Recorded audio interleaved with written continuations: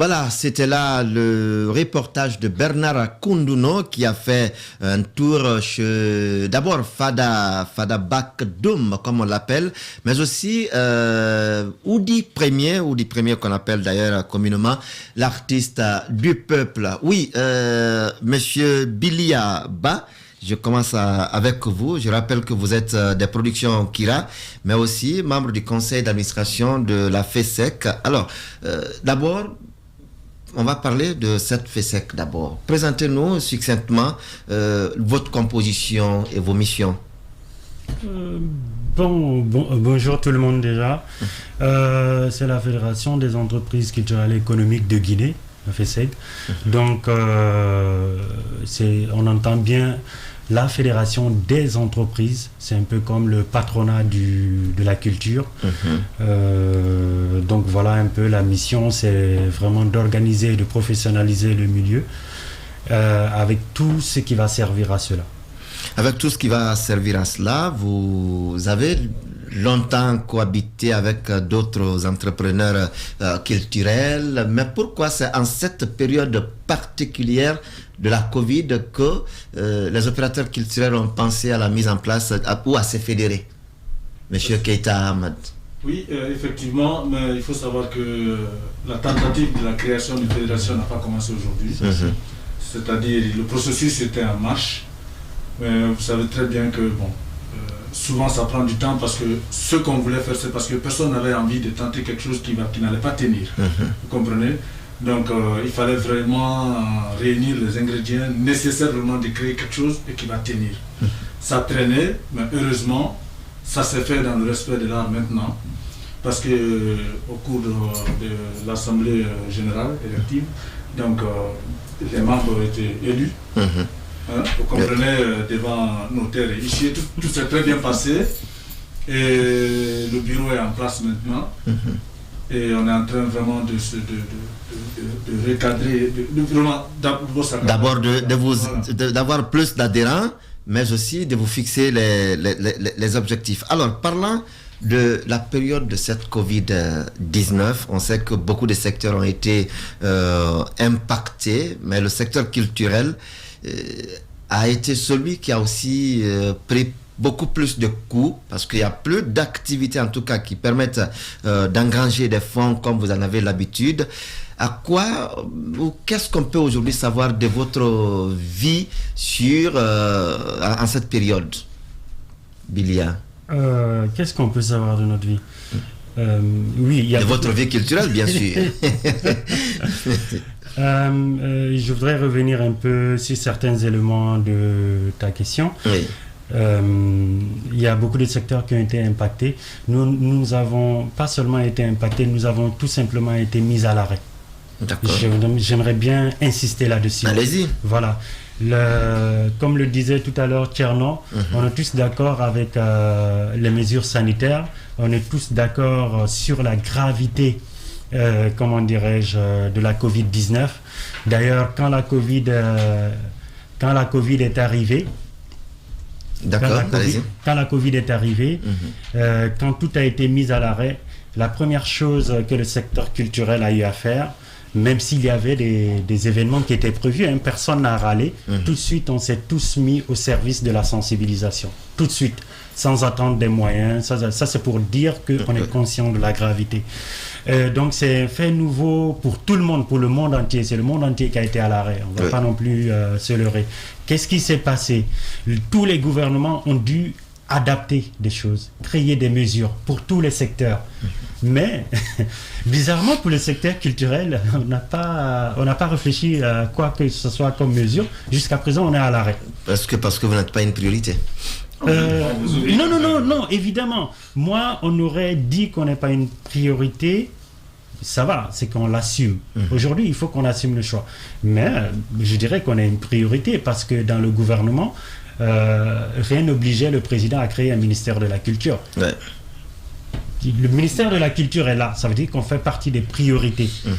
Mais c'est juste qu'on est à l'arrêt. Moi, c'est donc là la frustration même si on tire le diable par la queue, c'est parce qu'on n'a pas créé ce cadre de concertation avec les acteurs culturels pour trouver des mesures. Il n'est pas dit de commencer demain les activités, mais déjà de trouver un cadre de concertation avec nous pour essayer de voir qu'on sente qu'il y a une volonté de reprise. Mais là, c'est un béton qui est en face de nous là. Je voudrais quand même poser une question. Allez-y, Je pense que si Daouda dit que vous n'êtes pas une priorité, c'est peut-être parce que on accorde moins d'attention au mal que vous vivez.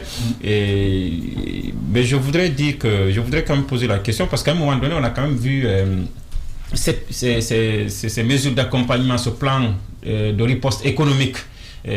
Au cours du premier plan, vous n'avez pas été pris en compte, mais je crois savoir qu'au cours du deuxième plan, vous avez bien été pris en compte. Est-ce que ça n'a pas suffi pour amortir ne serait-ce que la moitié des dépenses que vous aviez effectuées pour les conseils qui avaient été engagés? En plus de ça, la FESEC, ce ne sont pas des individus, ce ne sont pas que parce qu'on voit dans la culture des artistes, mais là, ce sont des entreprises culturelles qui se donnent les mains. Est-ce que ces entreprises, dans le cadre de leur volet entreprise, n'ont pas été pris en compte dans tous ces deux plans de riposte économique? Est-ce que ces entreprises de presse n'ont pas été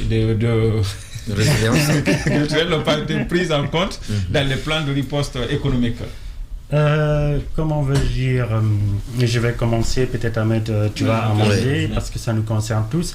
Alors ce premier plan de remboursement d'une partie des dépenses engagées par certaines structures qui avaient donc des événements prévus, j'insiste sur une partie. Qu'est-ce qui se passe d'abord? C'est une démarche qui a été initiée par ces entreprises elles-mêmes. Donc, ça ne fait pas partie du plan. Ah, ce ne sont pas toutes les entreprises qui avaient été... Non. Ce sont les entreprises qui avaient des spectacles prévus, qui ont entrepris une démarche. Ok, alors que tout le monde était à l'arrêt. Tout le monde était à l'arrêt. Laissez-moi terminer. Donc, du coup, il y a eu une somme qui a été débloquée à cet effet. Et donc, le gouvernement a décidé de donner une partie à ces entreprises et de donner une autre partie à d'autres entreprises répertoriées au niveau du ministère de la Culture. Bon, donc encore une fois, c'est une démarche qui est initiée par ces acteurs culturels-là. Mais qu'est-ce qui se passe avec, comment dirais-je, avec le Covid, le Covid, moi je me perds dans ces trucs. Voilà, c'est que moi je dis souvent que la Covid, ça ne crée rien, c'est juste un démaquillant. Ça montre juste toute horreur qu'on avait tendance à cacher. On vivait déjà avec, comment dirais-je, le secteur culturel, c'est un secteur qui n'est pas subventionné dans ce pays.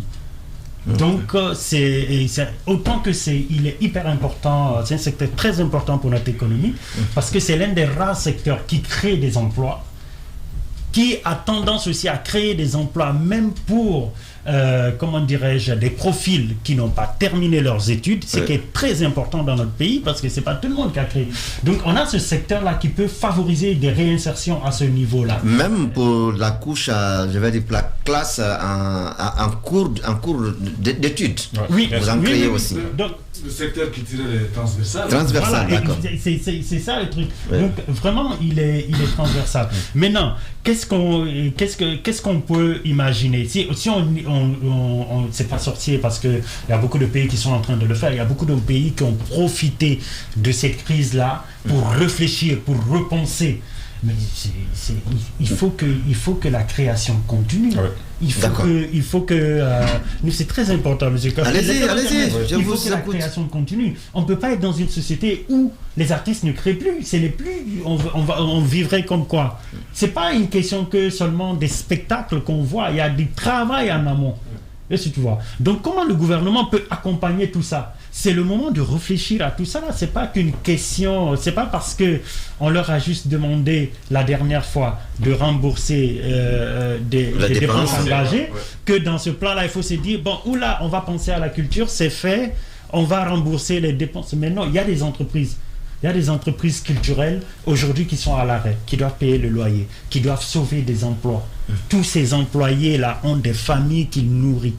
Donc, il y a tout Oui, ça à prendre en compte. Fada le disait dans ce reportage tout à l'heure, s'il vit aujourd'hui, c'est par la bienveillance de son producteur. Mais voilà. C'est ce dernier qui le nourrit. Tout le monde n'a pas les mêmes producteurs. d'avoir le même type de producteur. Est-ce une chance? Moi, je pense que. Est-ce une chance? L'autre volet de la question. C'est très important. Non, l'autre volet très important. Oui. On va revenir sur ça parce que on le dit. Oui, moi, je remercie son producteur. C'est tout va. Mais est-ce une chance? On va pas. Le monsieur, il est père de famille, tout. Il va pas vivre avec sa famille par la bienveillance d'une autre personne. Ouais. Il faut qu'il vive dignement de son travail. C'est pas une chance. Aujourd'hui, la réalité, ce qui se passe, c'est que dans ce secteur-là, la majeure partie des gens sont en train de vivre par mendicité. Appelons les choses par leur nom. Ouais. Alors qu'ils ont un savoir-faire, ils savent faire des choses quand même. D'accord. Mais juste, la question n'est pas répondue. Oui. La question, c'est de savoir, puisque ce sont des entreprises de presse, et je tiens beaucoup à ça. Des entreprises culturelles. Non, ce sont des entreprises culturelles. Et il y a eu par exemple les factures de courant et d'eau, mais aussi certaines taxes et autres là. Est-ce que vous n'avez pas quand même, dans le cadre de cette mesure d'accompagnement global aux entreprises, est-ce que dans ce cadre-là, vous n'avez pas quand même pu bénéficier un peu de est-ce qu'on va appeler ça largesse, mais de la solidarité du gouvernement? Non. Ah bon? Non. Et pourquoi cette discrimination selon vous? Moi, je ne sais pas. Ouais. D'accord. Oui, monsieur Keton. C'est une précision à propos. Ouais. En ce qui concerne les factures d'eau et d'électricité, cette largesse du C'est le gouvernement ménage, c'était pas. C'est le ménage. Les entreprises, c'était carrément les Ouais, mais ménages. c'est- Même ça encore, il y a eu un retour vraiment. Non, je sais pas ça. D'accord, oui, monsieur Keita. Lors de la première vague, il y a eu une compensation. Je ne connais pas la somme globale, mais nous, Mais par que exemple, pour à des gens Kinshasa, qui avaient des spectacles en vue, pas pour l'ensemble des acteurs. Des- je pense que ça avait été Ils ont élargi à divisé à l'ensemble. deux. Ok. Une partie pour Voilà. les remboursements et une autre partie pour certaines Ok, structures, voilà. comme je le dis, répertoriées au niveau du ministère. Comme D'accord, c'est- oui. C'est un peu ça. Et chacun a pu avoir un peu dans ça. C'était très bien, c'était salutaire, il faut le reconnaître. Donc maintenant, depuis la deuxième vague là maintenant, non seulement ceux qui avaient des spectacles programmés, qui avaient tout fait, hein, parce qu'on a vu les panneaux, les affiches, la pub même passait sur Oui. les médias et tout. Donc ces spectacles n'ont pas pu avoir lieu. Donc ce qui veut dire que les gens avaient complètement fini les dépenses. Il restait maintenant à faire la recette et ça a été arrêté. Donc ces gens n'ont pas été dédommagés. Donc ce problème aussi est sur la table. Parce que, comme Billy le disait tantôt, les entreprises ont fait les démarches individuellement avec l'agence du spectacle. Et c'est pourquoi il faut saluer la création, encore une fois, de la FESEC. C'est extrêmement important parce que l'un des plus grands problèmes de la culture guinéenne était cette représentativité au niveau, en tout cas, des personnes, des interlocuteurs fiables auprès de l'État, auprès des entreprises, auprès, en tout cas, de toute entité, que ce soit au niveau national ou international, qui peut défendre. Parce qu'il y a des associations au niveau régional. On ne fait pas partie, parce qu'on n'a pas, on n'a rien ici d'abord pour sortir. Donc, vous comprenez, l'un des problèmes de la culture guinéenne, ce n'est pas parce qu'on n'a pas de bons artistes, ce n'est pas parce qu'on n'a pas de bons musiciens. Tous ces grands musiciens, ces grands qui sont passés, ont resté des enfants, qui sont aujourd'hui, peut-être certains sont meilleurs que leur papa. Mais comme ils ne sont pas mis en valeur, ils ne sont pas commercialisés, ils ne sont pas, la promotion n'est pas faite dans le respect de l'art, donc ils ne sont pas vendus à leur juste prix. D'accord. Avant d'arriver à cela, finissons d'abord avec les accompagnements, du gouvernement. L'autre question que j'ai envie de poser, vous avez aujourd'hui l'agence nationale l'agence guinéenne de spectacle qui doit savoir qu'est-ce qui est prévu comme spectacle dans le pays, c'est à quelle date, mais comment cette agence puisse exister et qu'il y ait des spectacles annoncés et de l'autre côté, il y a les mesures qui interdisaient cela. Comment vous avez pu comprendre cela, vous les opérateurs culturels? Ou bien c'est vous, voilà, ou bien vous vous êtes entêtés à les cohabitations ne sont pas bonnes. Ah bon? Et il faut qu'on travaille dessus. Non, il faut qu'on soit clair entre nous. Vous savez, moi je dis quelque chose. Nous sommes les bâtisseurs de la Guinée. Vous comprenez, non? C'est nous qui allons faire de ce pays ce qu'il doit être, je vais dire. C'est ce qu'il sera. Oui. C'est clair et net. Donc, moi, ce qui est passé, je prends comme notre histoire. Maintenant, les compétences sont là, les talents sont là, les gens sont formés. C'est de se mettre ensemble, travailler avec l'AGS, leur faire des propositions à l'État, faire des propositions au ministère. On ne les attend plus, nous. D'accord. On ne va plus les attendre. C'est nous qui allons travailler en amont. Nous allons nous concerter, avoir des solutions qu'il faut et proposer des solutions. Oui, mais depuis que cette agence est là, il y a eu assez de rencontres entre vous ou bien il n'en a pas eu du tout? Il y a eu des rencontres, on a dit. Dans le cadre de la FESEC, hein? C'est la FESEC. Oui, c'est la FESEC maintenant. Au bureau, on n'a qu'un mois. Ok. En un mois déjà, on a pu rencontrer Madame la ministre. Oui. Et je vous promets que cette rencontre on a beaucoup apprécié. D'accord. Vous comprenez? Oui. Et il y a aussi des rencontres en cours. On a rencontré, vous savez aussi que les artistes ont créé leur association. L'association, oui. Donc on doit les rencontrer. On doit faire d'abord, ça c'est dans quelques jours, hein, c'est une question de jours maintenant. On doit faire en tout cas 2 journées de concertation au cours de laquelle nous allons cerner tous les problèmes de l'industrie musicale guinéenne. C'est pas seulement que la musique et danse. Hein. Oui, vous comprenez? Le théâtre, le cinéma, parce qu'on oublie quelque chose. Hein. On oublie les autres. Regardez les clips vidéo. On a beaucoup évolué dans les 5 dernières années. Oui. Vous comprenez? Donc, ça veut dire quoi? C'est des secteurs qui sont porteurs et qui sont négligés. Vous comprenez? Et il y a des jeunes Guinéens qui sont en train de performer là-dedans. Donc, nous, c'est l'ensemble de la culture, de l'industrie culturelle qu'on veut booster. D'accord. Et ma question, elle était là, parce qu'il y avait des spectacles qui étaient annoncés, qui à la dernière minute ou à 24 heures même, que ces spectacles ont été annulés. Et on savait quand même qu'on était encore dans l'état d'urgence sanitaire. Mais comment comprendre qu'on soit dans l'état d'urgence sanitaire et qu'il y ait des spectacles annoncés et à leur interdiction qu'on relève des frustrations? Mais c'est parce que ça avait été levé, il y a eu un bon moment où on pouvait maintenant faire des spectacles. Il y a eu des spectacles qui se sont déroulés. C'est pas des spectacles qui se sont déroulés alors que c'était interdit. Non, ça avait été levé. On pouvait maintenant faire les spectacles. Mais c'est qu'il faut ajouter à cela. Je pense. Non, je voudrais juste rapidement, c'est à eux de répondre, c'est pas à nous, on pose des questions. Mais je veux juste ajouter, parce que ça m'a rappelé, on parlait tout à l'heure d'Ali Jamal Bangoura. C'est Daouda Vous qui avait dit que Ali est lui-même qui est le concerné dans la régulation du secteur de la religion, tout ça, avait déjà dit aux imams, vous pouvez faire, mais voilà ce qu'il faut faire. Mais à la dernière minute, on a dit interdit. C'est la même chose qui peut se passer avec Sayum Bamba. Elle est artiste d'origine, donc elle peut ne pas être forcément méchante avec les artistes, elle peut bien dire... Parce que son spectacle, c'était un bout du doigt. Mais nous savons tous que les ordres viennent d'ailleurs, et ça peut venir à 24 heures d'un concert, vous n'êtes qu'un exécutant. Ce que vous pouvez faire, c'est d'appliquer cela. Mais moi, la question que je voudrais poser, on parle d'accompagnement, mais on a vu certains pays, je pense c'est l'Italie ou l'Angleterre, si je ne raconte pas de bêtises, on a essayé d'expérimenter en faisant un concert sans masque pour voir après ce que ça peut donner et est-ce qu'à partir de ce concert-là, on peut désormais autoriser des concerts grand public malgré la Covid. Comme on a vu à Londres. Hein? Voilà, et voilà, je pense on parle de la même chose. Oui. Est-ce que dans le cadre de la FESEC, dans le cadre de vos réflexions, vous allez penser à des solutions comme ça et proposer au gouvernement? Il y a aussi des concerts en ligne qu'on fait. Hein, est-ce que vous allez penser à des situations comme ça et proposer au gouvernement peut-être des mesures d'accompagnement?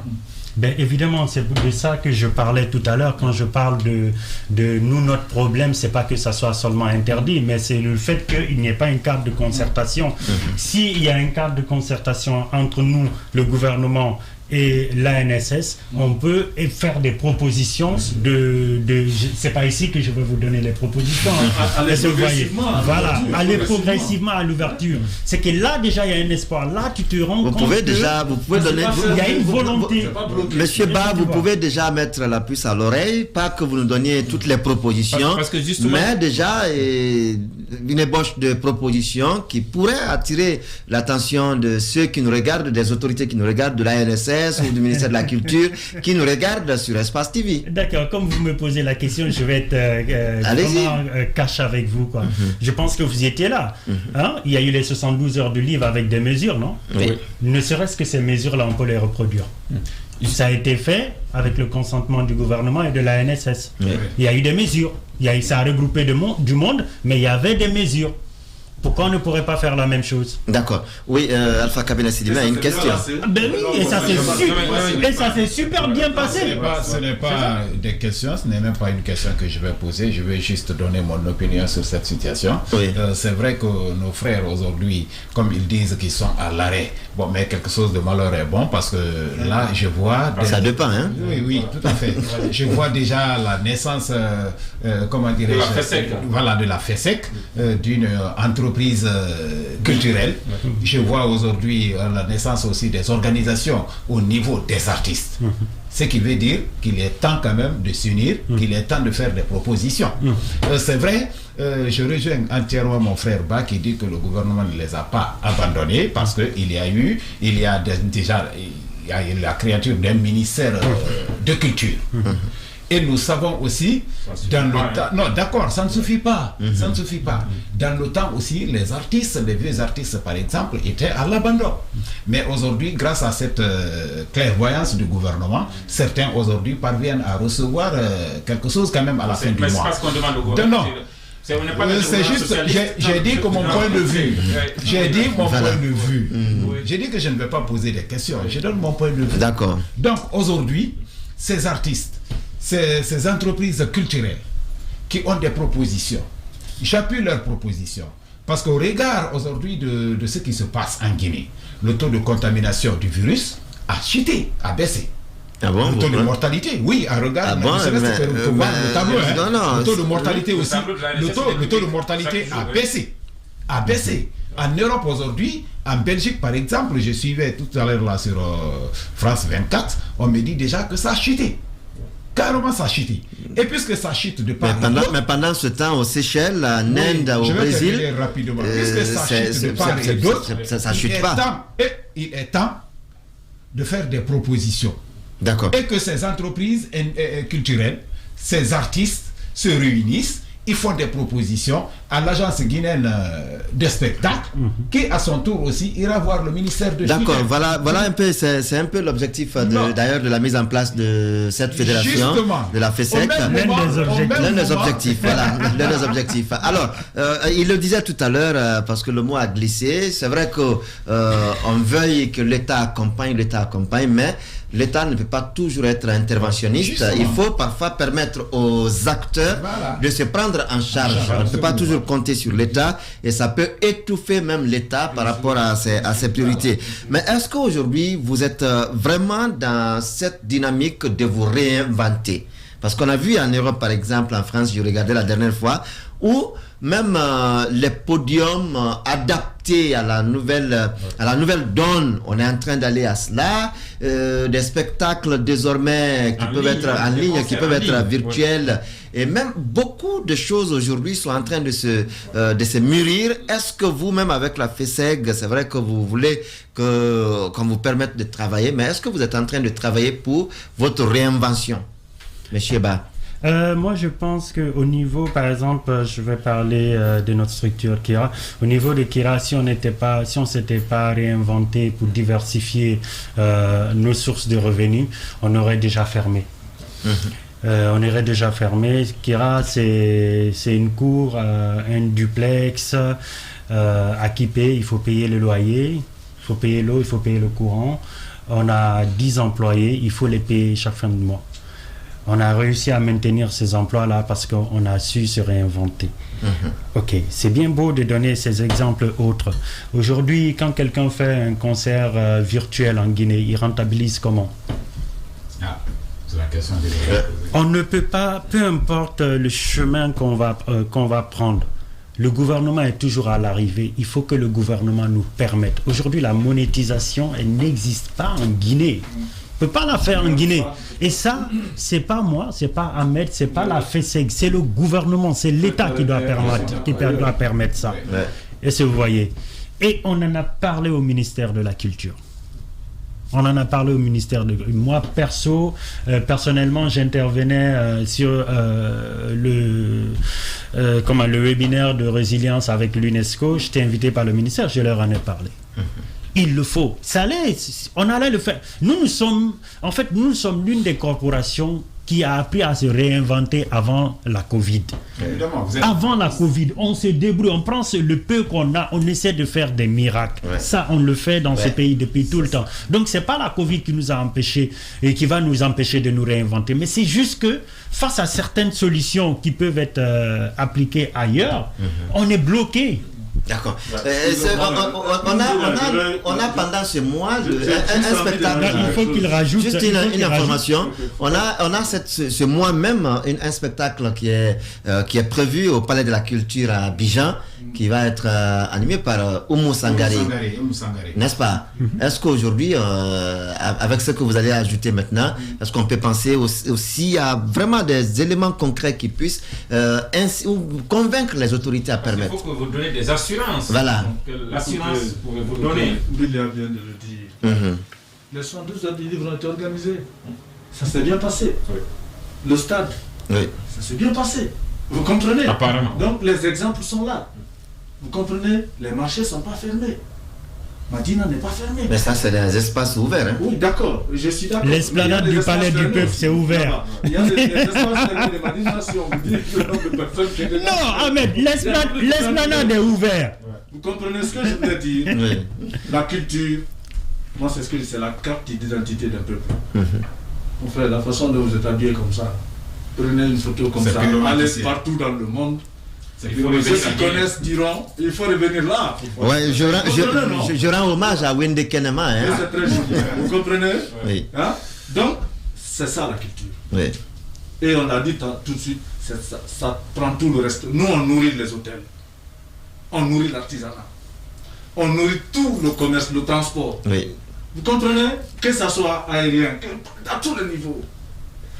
On ne peut pas abandonner la culture. Vous comprenez, non? On ne peut pas se dire on aime la culture seulement, à aller quand un artiste se chante et donner de l'argent là-bas et dire que j'aime la culture. Non. Vous comprenez? Il faut permettre l'indépendance des hommes de culture. La France, par exemple, je prends un exemple. Oui. La licence d'entrepreneur du spectacle en France est gratuite. Pourquoi? C'est pour donner l'opportunité aux gens de s'engager dedans. D'accord. Vous comprenez, non? C'est-à-dire, parce que si vous n'avez pas de charge déjà, mais il suffit juste, on vous demande seulement l'expérience. Vous avez 3 ans d'expérience, vous avez travaillé dans une entreprise culturelle ou vous avez une formation diplômée vous permettant, et puis vous avez votre licence, vous exercez. Vous comprenez, non? Oui.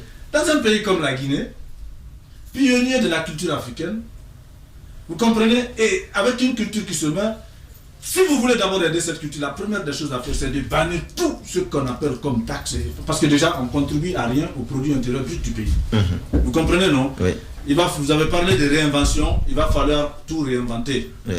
Et avec les associations, parce que les associations, c'est la conjonction des talents.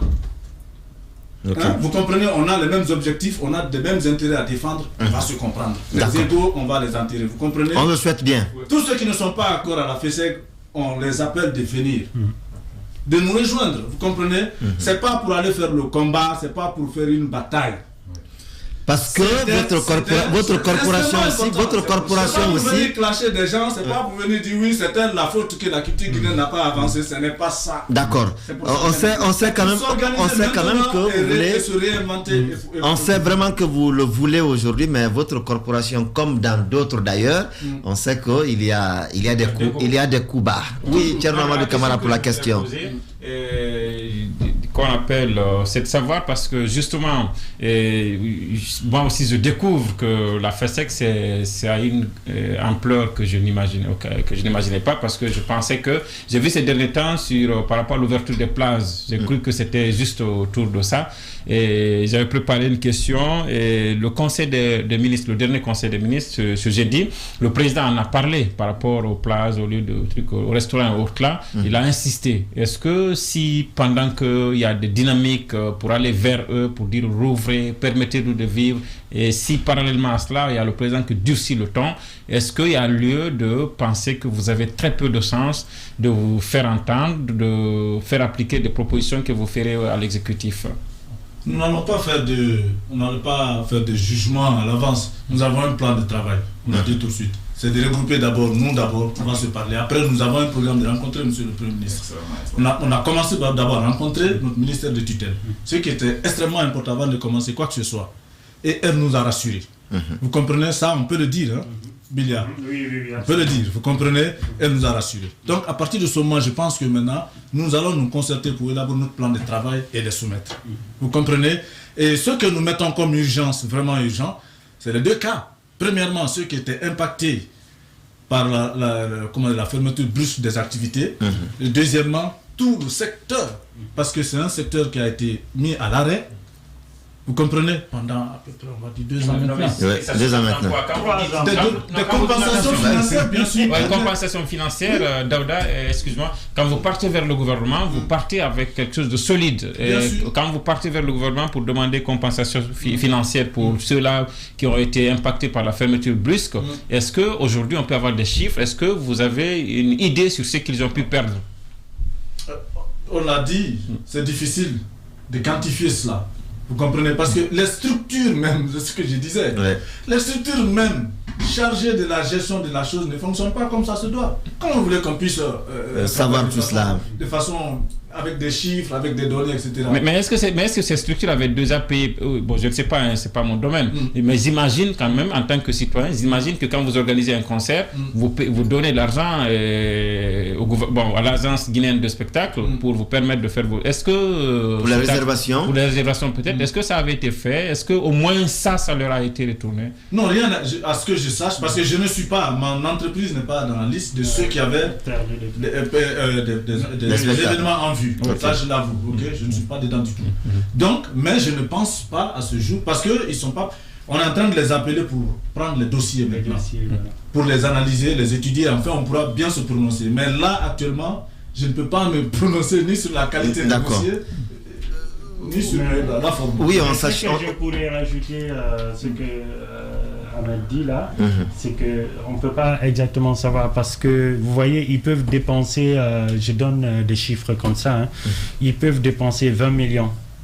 On va leur rembourser, même si on leur rembourse 20 millions, on ne leur aurait pas remboursé leur gain. Parce qu'ils avaient dépensé 20 millions pour avoir 40 millions. La perte, elle reste encore sur les autres. C'est très important. On va dire non, on va rembourser les panneaux, les trucs, mais non. Lui, il a dépensé les panneaux là, pour pouvoir, et les trucs autres, pour pouvoir récupérer 200 millions, 300 millions. Mais, je comprends le gouvernement. Le gouvernement n'a pas aussi une base pour rembourser ce qu'il aurait pu gagner. Mais ça reste une perte pour lui. D'accord. Pour revenir à ta question, nous, on va continuer, comment dirais-je, moi je pense que c'est normal que le président durcisse le ton et autres, parce qu'il est conscient du danger et parce que notre santé publique, il en a la responsabilité, mais nous aussi, on va continuer notre plaidoyer. On va continuer à aller vers eux avec des propositions. Et en offrant des garanties. Oui, est-ce que vous pensez aujourd'hui que le public guinéen est aussi mûr pour l'observation stricte des mesures barrières lorsqu'il s'agit d'un concert, par exemple, à l'esplanade du Palais du Peuple? Est-ce que vous pensez... Est-ce que le public guinéen, le public mélomane guinéen, vous pensez qu'il est aussi mûr et prédisposé au respect? Bien sûr, ça dépendra de la discipline qu'on va imposer là-bas. Bien sûr. Vous comprenez, tout dépendra de ça. Et ce qui est aussi important, vous savez que ça a un coût. La sécurité a un coût. Vous comprenez? Donc c'est ça aussi, quoi. Donc d'où la nécessité, l'obligation d'apporter de l'aide aux entreprises culturelles. Il ne faut pas que les gens pensent que maintenant c'est le libéralisme culturel, donc c'est des entreprises privées. Et non, c'est pas ça. Pourquoi les gens investissent de l'argent dans les tableaux en France? Pourquoi? Parce que c'est pas taxé, il n'y a pas de taxe. Vous pouvez le tableau à 1 million, vous gardez là, vous avez 1 million, voilà. Et vous sortez, vous pouvez vendre plus. C'est pas taxé. Vous comprenez? Donc c'est des stratégies que l'État met en marche pour booster la culture. Les gens vont acheter les créations chères. Parce que autrement, ça peut t'aider à gagner de l'argent. Oui, mais M. Keita, à ce stade de sévrage du gouvernement, par exemple, oui, parce qu'il faut le dire ainsi. Donc, si vous comptez trop sur l'apport du gouvernement. Voilà, que sur l'apport du gouvernement. Est-ce que cela ne va pas freiner un peu la situation? Non, on ne peut pas compter seulement sur les entreprises. Voilà, les entreprises ont l'obligation. Je pense même que non, ils ont des trucs comme ça qui doivent débourser pour la culture, je pense bien. Mais au niveau au niveau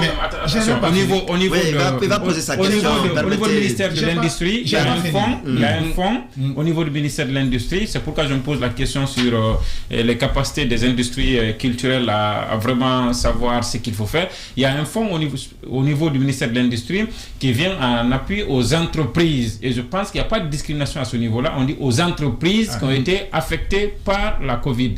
Est-ce que les entreprises culturelles ont connaissance, par exemple, de l'existence de ce fonds-là? Donc c'est une bonne information pour vous. Oui. Bon, donc ça c'est une bonne information. Oui. Mais attendez. Est-ce que c'est ce que j'ai dit. Alors si ça c'est vrai, non c'est bien vrai. Si c'est vrai, ça veut dire que les instances ne fonctionnent pas correctement parce que ça veut dire qu'on a des circuits par lesquels nous devons parce que si vous êtes dans la rue que j'apprends ça. Non, si vous les circuits administratifs doivent l'informer. C'est effectivement si vous êtes concerné en réalité. Voilà, non, je dis si vous êtes concerné, l'agence guinéenne de spectacle doit vous tenir au courant. Le ministère doit vous tenir au courant. Pas forcément l'agence guinéenne de spectacle, le ministère de l'Industrie lui-même. Parce que nous, c'est pas l'agence guinéenne de spectacle qui vient nous demander de payer l'impôt. D'accord. Oui. Ça, c'est les concernés. Là-bas, donc, ils ne peuvent pas tout mettre sur notre ministère nous concernant. Parce que quand ils veulent nous qu'on donne de l'argent aux finances, c'est les finances qui viennent nous voir. Ils ne passent pas par le ministère de la Culture. Donc, ça, c'est une réalité. C'est que, regarde, comme je dis, c'est important. Parce qu'il y a des choses, on a des atouts. Mais le fait que les structures ne fonctionnent pas correctement, font que beaucoup de gens passent à côté de certaines choses. Vous comprenez, non? Pour nous, opérateurs culturels, je le réitère, je répète, il est important. Nous qui sommes déjà au sein du CA, nous nous rendons compte aujourd'hui de l'importance. Vous comprenez? Parce qu'on voit certaines situations quand on discute, que vraiment, la dernière fois, on s'est dit en conférence call, si on créait ça il y avait 5 ans en arrière, on n'aurait pas vécu. Mais la maladie a permis peut-être de booster les choses pour que ça puisse aller. Mais je ne vais pas vous dire de dévoiler ici toutes vos stratégies. Mais est-ce qu'à ce stade, optez-vous pour un concert à guichet fermé ou bien à ciel ouvert? Parce que là, vous avez besoin quand même... Ouvrons le cadre de concertation d'abord. Vous comprenez? Parce que nous sommes conscients du danger. C'est une pandémie, c'est mondial. Vous comprenez? Moi, je ne veux pas passer parce que j'ai envie de faire un concert que je vais venir bousculer tout le monde, fait tout de suite. Mais il y a des spécialistes en la matière qui sont là, qu'on va le mettre en contact avec les spécialistes du spectacle. Et puis ils vont voir dans quelle mesure il sera possible d'organiser un spectacle. Et je le répète, on peut aller progressivement.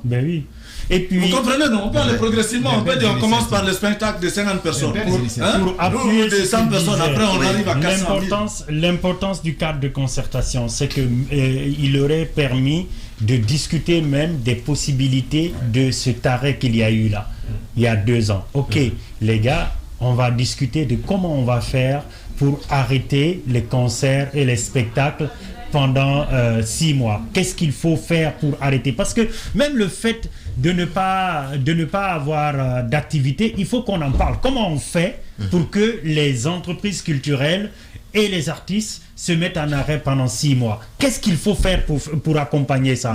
Il n'y a jamais eu cette discussion. C'est de ça qu'il s'agit. Ça fait 2 ans qu'il n'y a pas eu cette discussion. Et le pire, c'est qu'il n'y a pas une perspective de discussion. Donc voilà pourquoi on aimerait qu'il y ait le cadre.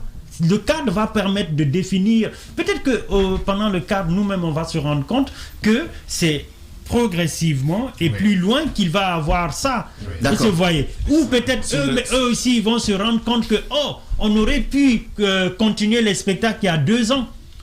Parce qu'ils ont des stratégies qu'on ne connaît pas. Et nous aussi, on a des propositions qu'ils ne connaissent pas. Il faut tout mettre ensemble. Alors, je vais vous donner cette priorité à vous deux, M.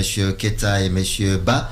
Vos derniers mots à l'endroit des autorités par rapport à votre situation aujourd'hui, parce qu'on arrive au terme du temps qui nous est confié. D'abord, je vous remercie, je remercie Espace. En tout cas, aux autorités, c'est de faire face à la culture. Nous, ce qu'on demande, c'est de nous ouvrir les espaces de dialogue. Nous allons apporter des solutions. Nous allons travailler en amont, faire des propositions. Nous allons discuter pour trouver les voies et moyens pour débloquer la culture guinéenne, l'industrie culturelle guinéenne une bonne fois pour toutes. Parce que nous avons beaucoup d'avenir. Vous avez beaucoup d'avenir. Oui, monsieur Bilia Ba.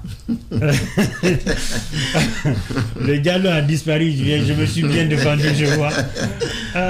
C'est très simple. Nous demandons aux autorités de nous permettre de mettre en place un cadre de concertation pour vraiment, afin qu'on puisse non seulement discuter des problèmes de la culture, mais aussi recommencer à travailler, parce que c'est en travaillant que nous aussi, en tant qu'acteurs culturels, on pourrait contribuer aux efforts qui sont en train d'être consentis pour lutter contre cette pandémie, parce que notre travail nous permet aussi de jouer un réel travail et de contribuer à tout ce qui peut être sensibilisation haute. Aujourd'hui, je vois qu'il y a les vaccinations qui se passent, il y a des réticences, et on peut contribuer à cette sensibilisation. C'est pas en nous mettant à l'arrêt qu'on pourra contribuer. Donc c'est ensemble. Et il y a des possibilités. Il n'est pas dit que c'est brusque.